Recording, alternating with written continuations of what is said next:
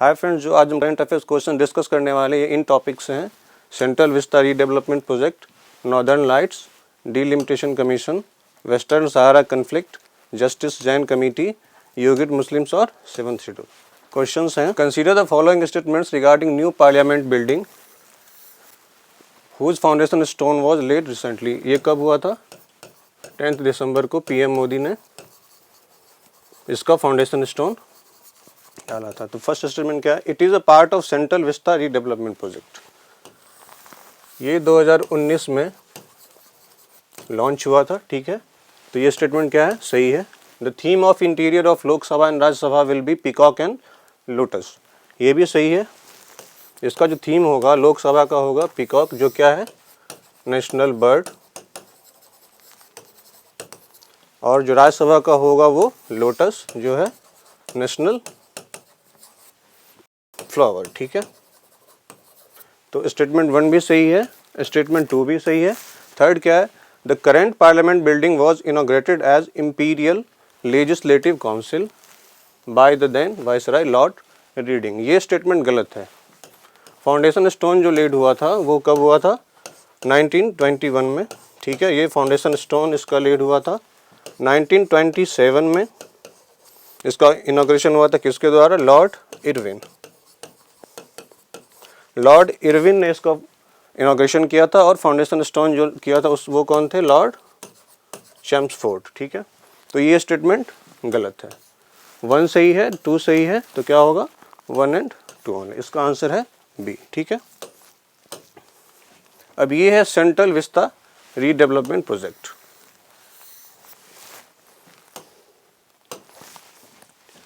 ये राष्ट्रपति भवन और ये इंडिया गेट।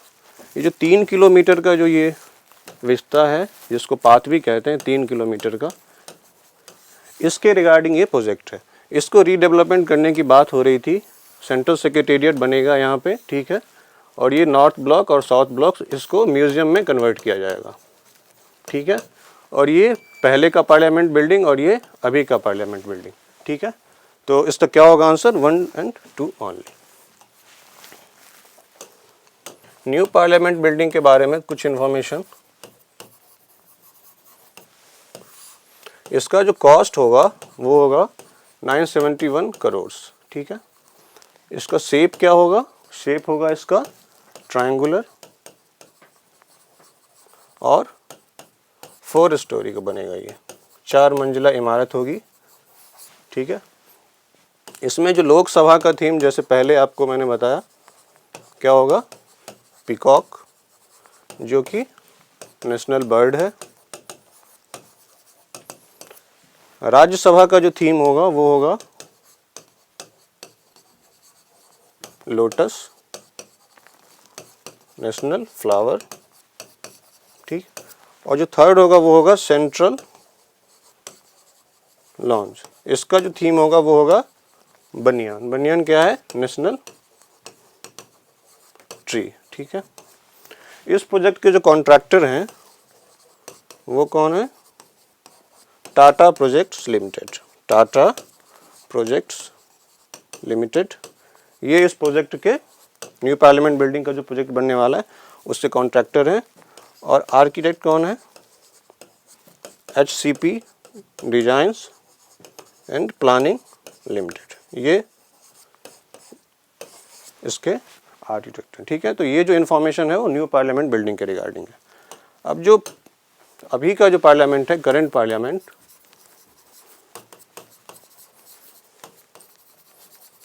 इसका जो फाउंडेशन स्टोन डाला गया था कब?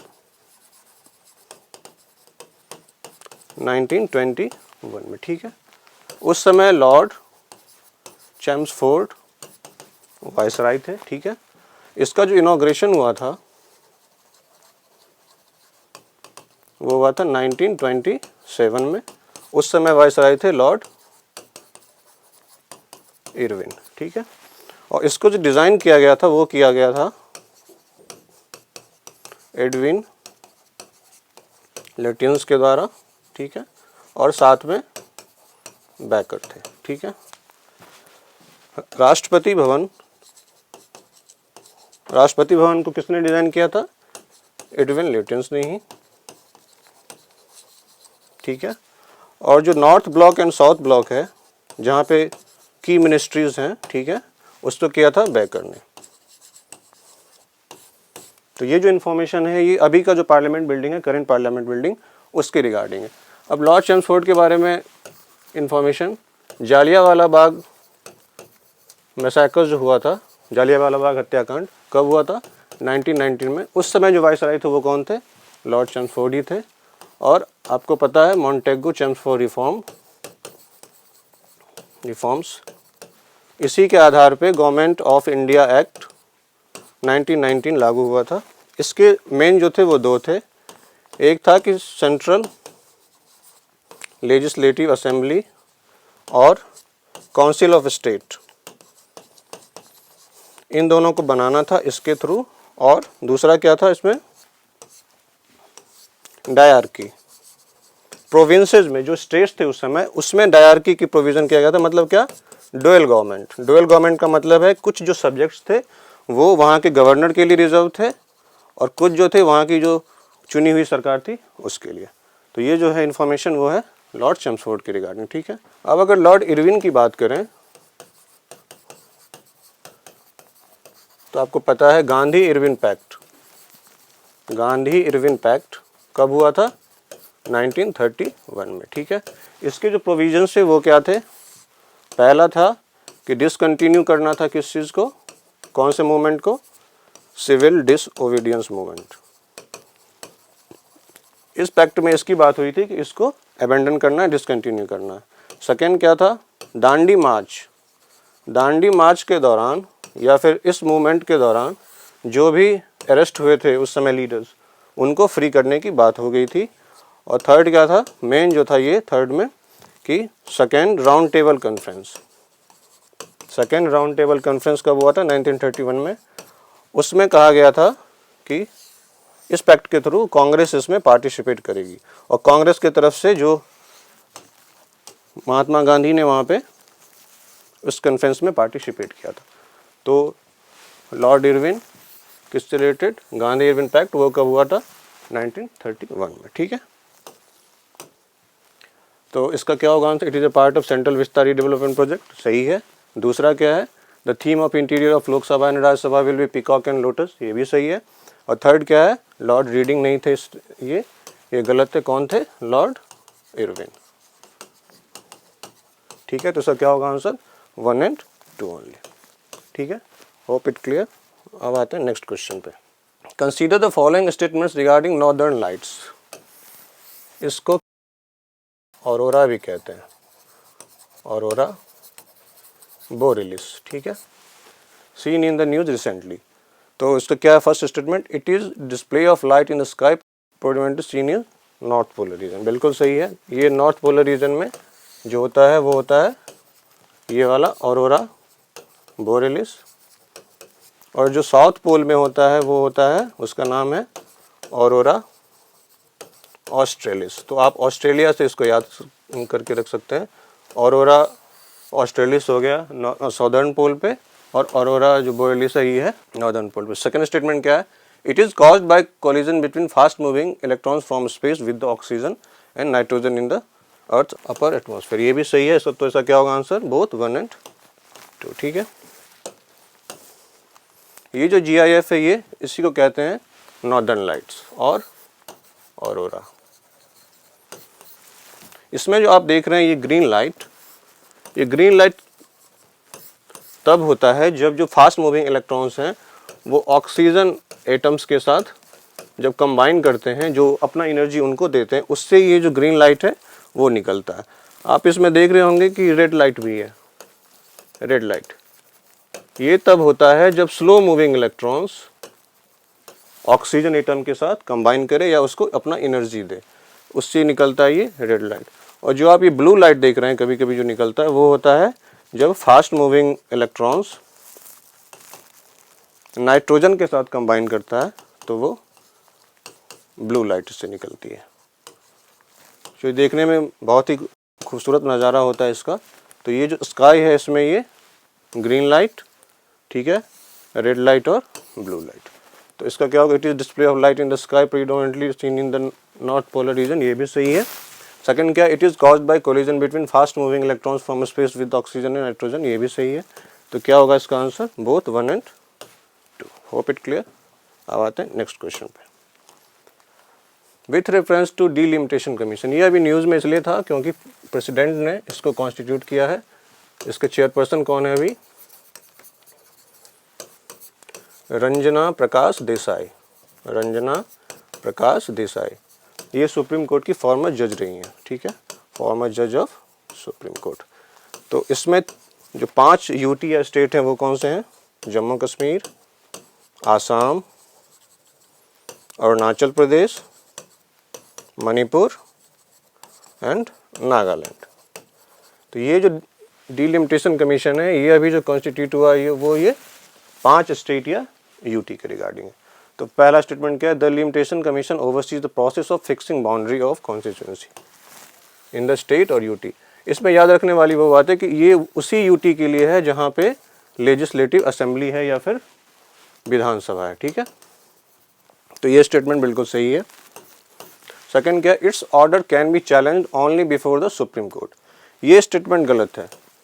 डीलिमिटेशन कमीशन का जो ऑर्डर है या जो रिपोर्ट है जो पार्लियामेंट में पेश होती है उसको कोई भी कोर्ट अल्टर नहीं कर सकता या उसको खारिज नहीं कर सकता, ठीक है।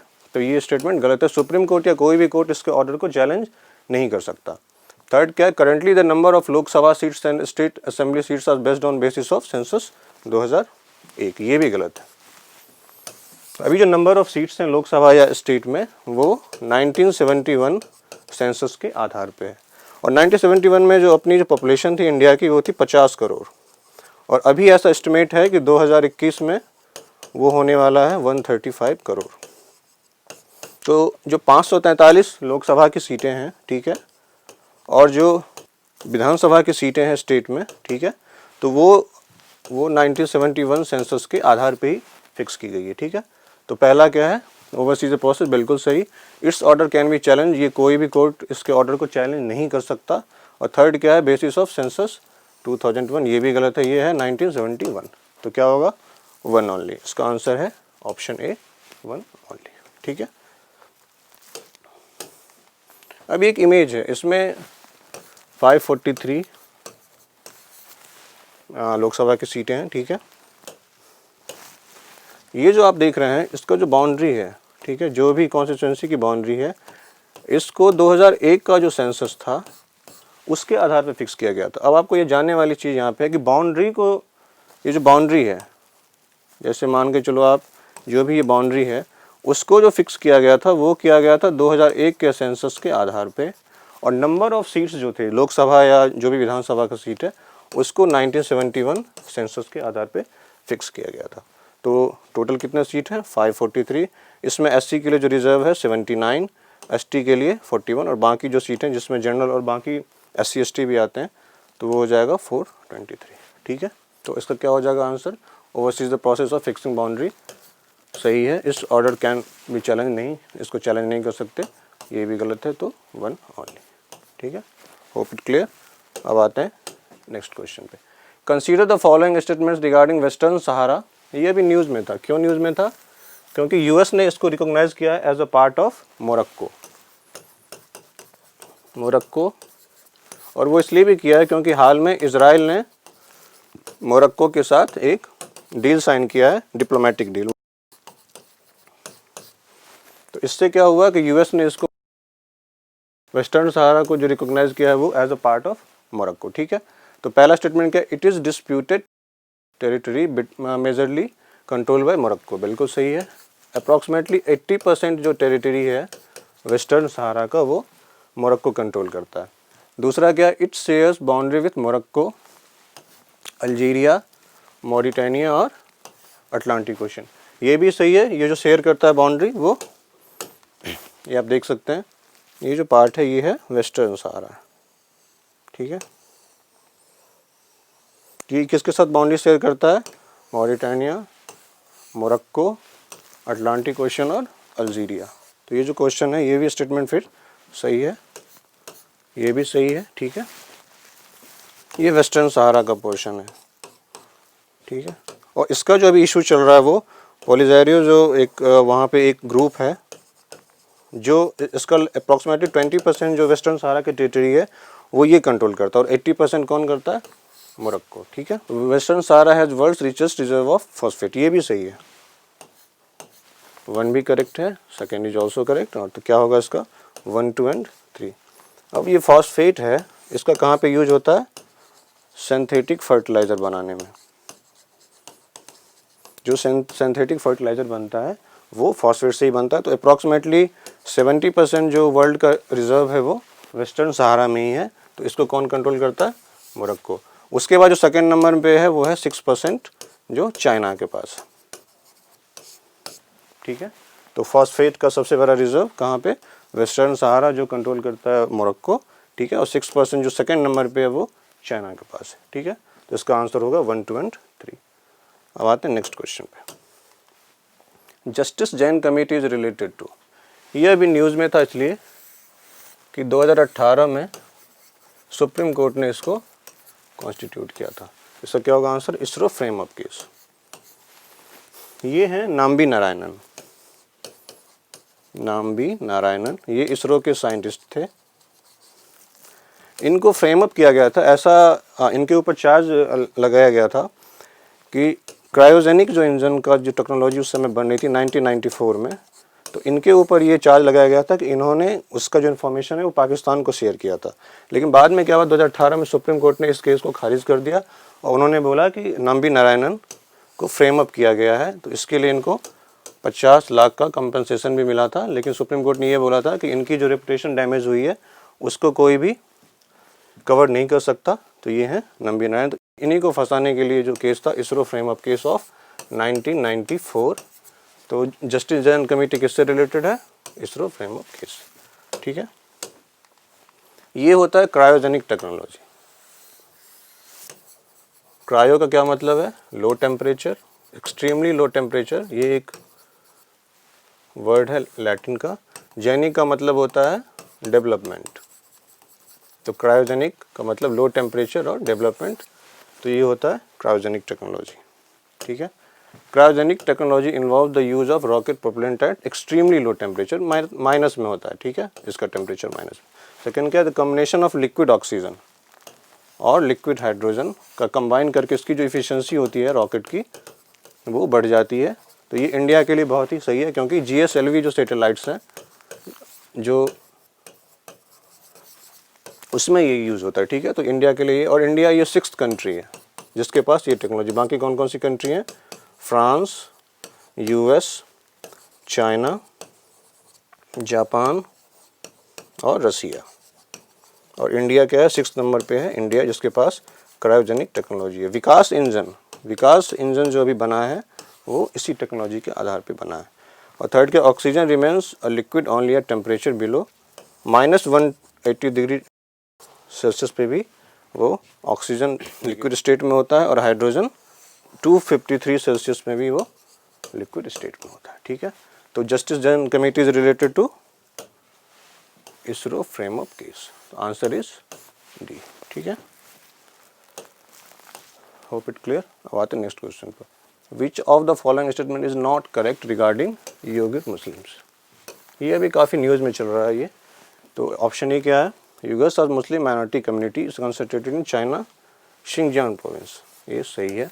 चाइना का जो ये प्रोविंस है, शिंगजियांग का क्या मतलब होता है, शिंग का मतलब होता है चाइनीज़ में न्यू, और जियांग का मतलब होता है प्रोविंस। प्रोविंस कहिए या फ्रंटियर कह सकते हैं। तो न्यू फ्रंटियर शिंगजियांग का मतलब है, इस वर्ड का जो मतलब है वो न्यू फ्रंटियर। तो यूगर्स मुस्लिम उसी में मेनली कंसंट्रेटेड है, उस पार्ट में। ठीक है, तो ये सही है। सेकंड क्या, they are ethnically closer to Turkey, बिल्कुल सही। ये जो भाषा भी बोलते हैं वो a kind of Turkish language है।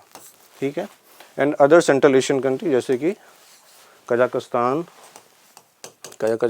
हो गया, बाकी ताजिकिस्तान हो गया, इससे ये बहुत ही क्लोजली कनेक्टेड है। सी क्या, CPEC, China Pakistan economic corridor, आपने इसके बारे में सुना होगा। Connects Gwadar port of Pakistan, ये कहाँ पे है, बलूचिस्तान में, और विथ शिंगजियांग प्रोविंस। ठीक है, और ये यहाँ पे कहाँ पे, कासगार। कासगार एक जगह है शिंजियांग प्रोविंस में। तो ये जो कनेक्ट करता है वो ग्वादर पोर्ट को चाइना के कासगार सिटी को। और डी क्या है, they speak Mandarin language like Han Chinese, ये बिल्कुल गलत है। तो इसमें क्या पूछ रहा है, नॉट करेक्ट, मतलब ये होगा option D is correct answer. ये मैंड्रीन नहीं बोलते, जैसा मैंने आपको बताया, इनका जो भाषा है वो है Turkish, a kind of Turkish है, उससे मिलता जुलता ये लैंग्वेज बोलते हैं। और जो हान चाइनीज़ हैं ये चाइना का मेजॉरिटी है, मतलब अप्रॉक्सीमेटली 92% जो चाइनीज़ हैं वो हान चाइनीज़ है। इनका जो ग्रुप है वो 92% का। और माइनॉरिटी में क्या है, योगिस्ट मुस्लिम्स। ठीक है, ये जो प्रोविंस है ये है शिंजियांग प्रोविंस, चाइना का ये प्रोविंस शिंजियांग। ये जो बाउंड्री शेयर करता है मंगोलिया, रसिया, ये वाला पार्ट, कजाकिस्तान, ठीक है, यहाँ पे किर्गिस्तान है, फिर तजाकिस्तान है, अफ़गानिस्तान, पाकिस्तान नहीं कह सकते, ये POK भी यहाँ पे करता है, और इंडिया। तो अप्रॉक्सीमेटली 8 कंट्री के साथ, अगर पाकिस्तान को इंक्लूड करें तो 8 कंट्री के साथ ये बाउंड्री शेयर करता है ये। ठीक है, अब जो CPEC China Pakistan economic corridor की बात हो रही थी, वो यहाँ पे ग्वादर पोर्ट है, ठीक है, पाकिस्तान का, और ये POK से होते हुए कासगार जो यहाँ पे है, ठीक है, तो ये है चाइना पाकिस्तान इकोनॉमिक कॉरिडोर। और ये जो है कराची, इससे भी इसको कनेक्ट करने की बात हो रही थी, तो मेनली ये है ग्वादर पोर्ट से कासगार प्रोविंस। ठीक है, they speak Mandarin language like हान चाइनीज, ये गलत है। ये जो बात करते हैं कौन से लैंग्वेज में, टर्किश और हान चाइनीज। अप्रॉक्सीमेटली 92% जो चाइना की पॉपुलेशन है वो इसको कवर करते हैं। ठीक है, with reference to 7th schedule of constitution, इसलिए भी न्यूज़ में था कि जो 15th फाइनेंस कमीशन है उसके चेयरमैन कौन है, NK सिंह। NK सिंह ने इसको ओवरहॉल करने की बात की थी कि इसको हम फिर से फ्रेम अप कर सकते हैं 7th शेड्यूल में। तो ये किससे regarding, first statement, it deals with the division of power between union government and state government, ये बिल्कुल सही है। और ये कौन से आर्टिकल के अंदर आता है, आर्टिकल 246 जो है कॉन्स्टिट्यूशन ऑफ इंडिया के, ये कहता है कि शेयर डिवीजन ऑफ पावर या share of power between union government and state government, तो ये स्टेटमेंट सही है। 7th शेड्यूल के बारे में दूसरा है कि it contains union list, state list and concurrent list, ये भी सही है। ठीक है, तो दोनों स्टेटमेंट सही, तो क्या हो जाएगा, बोथ 1 and 2। ये यूनियन लिस्ट, ये है कंकरेंट लिस्ट और ये है स्टेट लिस्ट। इसमें 100 सब्जेक्ट्स हैं, पहले 97 सब्जेक्ट्स था इसका। ठीक है, स्टेट लिस्ट में 61 सब्जेक्ट्स हैं, पहले कितना था, 66, और अभी कंकरेंट में कितना है, 52 सब्जेक्ट्स, और पहले था 47। ठीक है, इसमें कौन कौन सा है, defence, banking, currency, foreign affairs, communication, census, ठीक है, आर्म्ड फोर्सेस, या जो इसमें डिफेंस फोर्सेस है, और बाकी लगभग 100 सब्जेक्ट्स हैं इसमें। जो यूनियन लिस्ट का मतलब है कि इसका जो लॉ होगा, जो भी लॉ बनेगा वो पार्लियामेंट ही बना सकती है, स्टेट का विधानसभा या लेजिस्लेटिव असेंबली नहीं बना सकती। स्टेट लिस्ट में क्या क्या है, usually police, trade, agriculture, irrigation, liquor sale, ठीक है, ये सब स्टेट लिस्ट में आता है। इसमें टोटल जो सब्जेक्ट हैं वो है 61 सब्जेक्ट। कंकरेंट लिस्ट वो होता है, जो लॉ होता है ना, वो पार्लियामेंट भी बना सकती है और स्टेट की असेंबली भी बना सकती है। तो जैसे एजुकेशन हो गया, फॉरेस्ट हो गया, ट्रेड हो गया, मैरिज, एडॉप्शन, सक्सेशन, ठीक है, ये सब जो है वो कंकरेंट लिस्ट में आता है। मतलब इसके लिए जो लॉ है वो पार्लियामेंट भी बना सकती है और स्टेट की असेंबली भी बना सकती है। तो इसको याद रखने की जरूरत। एग्रीकल्चर क्या है, स्टेट लिस्ट में। अभी जो फार्मर्स का प्रोटेस्ट चल रहा है वो, तो इसीलिए हो सकता है किसी एग्जाम में आ जाए कि एग्रीकल्चर कौन से लिस्ट में है, तो वो स्टेट लिस्ट में है। ठीक है, तो इसका क्या है आंसर, ये भी सही है, this one is also correct, तो बोथ 1 and 2। ठीक है, तो फ्रेंड्स ये था आज का करंट अफेयर्स क्वेश्चन। होपफुली ये आपको एग्जाम में हेल्प करेगा। Thank you so much.